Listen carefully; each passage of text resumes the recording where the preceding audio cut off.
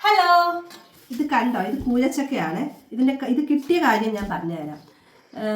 ഇവിടെ ഭയങ്കര ആനശല്യം ആയതുകൊണ്ട് മരങ്ങളിൽ ചക്കയൊക്കെ പഴുക്കുന്ന ആ ഒരു സ്മെല്ലടിക്കുമ്പോഴത്തേക്ക് ആന കാട്ടിൽ നീങ്ങി വരും. അതുങ്ങൾക്ക് സ്മെല്ല് നല്ല അടിപൊളിയായിട്ട് മനസ്സിലാവുമല്ലോ. അപ്പം മൂടോട് ഈ മരങ്ങളൊക്കെ അത് കുലുക്കി ഇട്ടതിന് ശേഷം ഈ ചക്കയൊക്കെ എടുക്കുന്നത്. സോ ഇതൊന്നും പഴുക്കാൻ വിടുന്നതിന് മുമ്പ് തന്നെ ഇതെല്ലാം അങ്ങ് അറുത്ത് കളഞ്ഞ്. അപ്പം ഞങ്ങൾക്ക് ഒരു ചക്ക കിട്ടി. ആ ചക്ക ഇവിടെ 2 ദിവസം മുമ്പ് കൊണ്ടുവന്നതാ.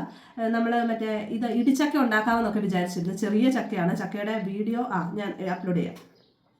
ആ ചക്കയാണ് ഇത്. പക്ഷേ കൂഴച്ചക്കയായിരുന്നു. ഇത് 2 ദിവസം വെച്ചപ്പോഴത്തേക്ക് പഴുത്തു. ഞാൻ ടേസ്റ്റ് ഓൾറെഡി ചെയ്തു. നമ്മൾ തേൻ കൂഴ എന്നൊക്കെ പറയത്തില്ല, അമ്മാതിരി തേനിൻ്റെ ആ ഒരു ടേസ്റ്റാണ്. അടിപൊളി. ആദ്യമായിട്ട് ഇത്രയും മധുരമുള്ളൊരു കൂഴച്ചക്ക കഴിക്കുന്നത്. സൂപ്പർ.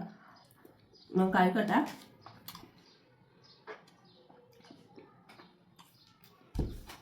അടിപൊളി ആയിട്ടുണ്ട്. ആ ഒരു ചക്കയിൽ നിന്ന് ഇത്രയും കിട്ടിയിട്ടുള്ളൂ. ചെറിയ ചക്കയായിരുന്നു. അപ്പം ബൈ, ഞാൻ ഇനി കഴിക്കട്ടെ.